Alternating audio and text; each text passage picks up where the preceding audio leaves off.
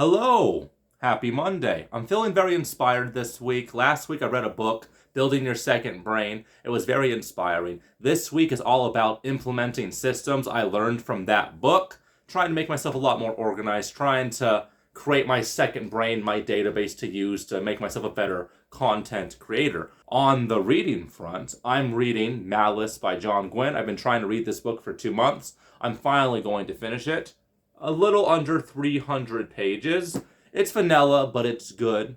This isn't the type of fantasy I usually read. I like gritty, dark, controversial reads, and this is very much like noble, bright fantasy. On the manga front, I want to read a few volumes of Death Note, and I'm starting a new manga this week, Happiness by Shuzo Oshimi. Happiness is about a young boy who gets attacked by a vampire. He's becoming a vampire. He's trying to deal with the insatiable urge to consume blood, while also trying to deal with all the angst that comes with being a high school student.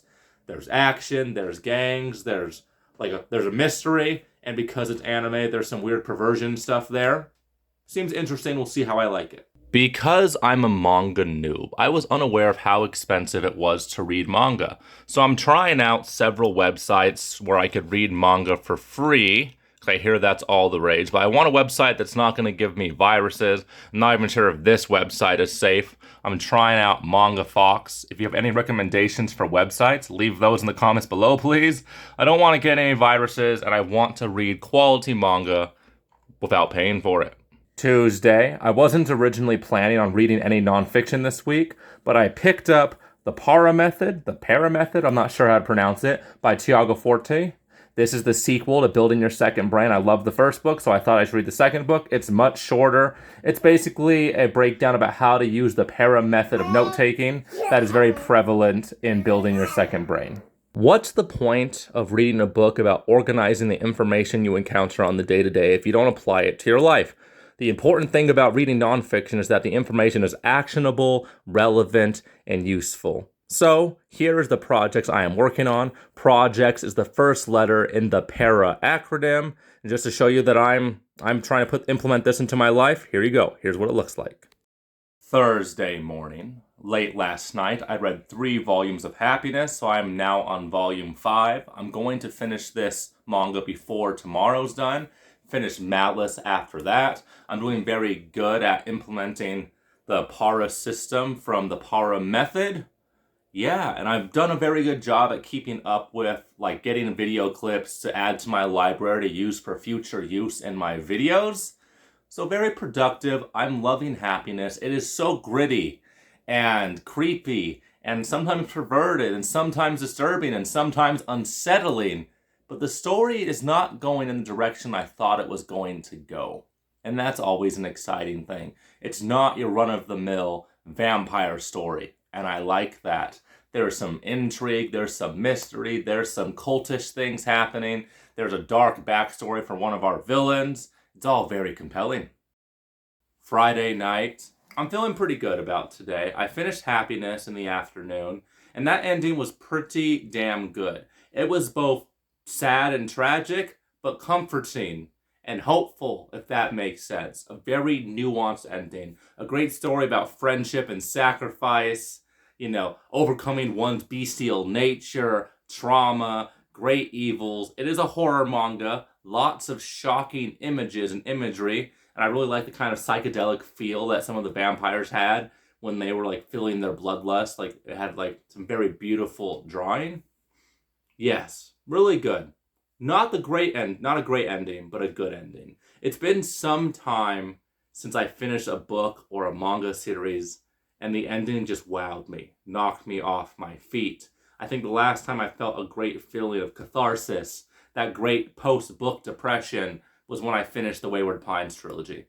Or maybe the Impossible Times trilogy by Mark Lawrence. Those were 2 great endings. I finished one of my favorite TV shows that we've been trying to watch for several years. We started Disenchantment, me and the wife, several years ago. We watched the first 3 seasons, and then we watched season 4, and then we took a several-year break. And then we rewatched the series in the last month. And good ending. Not great, but good. The writers did everything they needed to do to make it a complete ending, to make you satisfied, but still not a great feeling of catharsis. It was good enough. Both of the endings from today were good enough. But I'm looking for great endings. So I was wondering why this watermelon was so expensive, then I chopped it open. It's yellow! That's exciting. Or it's really bad. Who knows? Saturday. Here's a quick rundown of the para method. The para method is a flexible and simple way to categorize and organize the information you encounter on a day-to-day, on the day-to-day. It is split into 4 categories depending on how actionable and relevant the information or data is to your day-to-day life dealings and goals. These 4 categories are projects, areas, resources, and archives. And it all depends on how actionable and relevant the information is. Remember that. Projects are specific things you want to get done that have a deadline and end date. Areas are slightly different because areas of responsibility, in quotes, are never ending. Things like finances, family life, health, whatnot, those go into your areas. Everything in life supposedly fits into this system. Projects, areas, resources, and archives. Archives, because resources is very, I don't need to explain that. Archives is information that is not relevant or actionable to your life at this moment. So you encounter something interesting that will possibly someday be relevant or used to be relevant. You put it into archives. You should really only read the para method if you've read Building Your Second Brain first. And of course, why not Zoidberg? Sunday, June 30th, the final page count for this week. 2,377 pages, 10 volumes of manga, 1 work of nonfiction, 1 novel. I finally finished Malice. Only 205 pages of that 2,377 is from Malice. 203 of it is from the Para method, and the other 1,900 odd pages is from Happiness.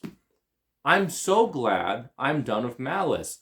I was told that the first half of this book was incredibly slow. It was more like the first 70%. The last 30%, I read it mostly today, Sunday, and wow, really dang good. It's really noble, bright, really vanilla, kind of cheesy for the first, 3/4.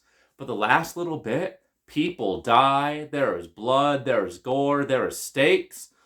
The author killed off a lot more characters than I was anticipating. And I love that. It's realistic. It adds depth to the story. It adds stakes. It makes it a lot more realistic and gritty. Not grimdark, but gritty. Realistic. I loved it. I have motivation to tackle the second installment. I wasn't sure if I was going to continue on with this series because the first book, I've been trying to read it for 2 months. But I finally got Malice out of the way. I also got Thunderhead done in June. It was a very productive month. I think I finished 20 volumes of manga and then 3 novels and some other stuff. Really happy with June. Really happy with this week. Record page count for the channel. I think I'm going to stop counting pages for manga because it's mostly pictures. Particularly Happiness. Happiness is beautiful artwork. There's some dialogue. There's there's lots of words, but it's a lot of pictures. Very fast paced. I was reading a volume of Happiness sometimes in less than 30 minutes. So from this point forward, I'm not counting manga pages, or at least I don't think I am. But yes, Malice, wonderful, noble, bright, with high stakes, coming of age. A lot of the characters I hated in the beginning, I still hate. But that's okay. Hopefully they grow into characters I can grow to love. This week was pretty damn good. I'm feeling very excited for next week. I'm very happy for July. I have a TBR and a wrap-up for June video planned this week. I also have a book haul video because I finally used the gift card I got for my birthday to buy myself some books. Yeah, this week was great. Next week will be better.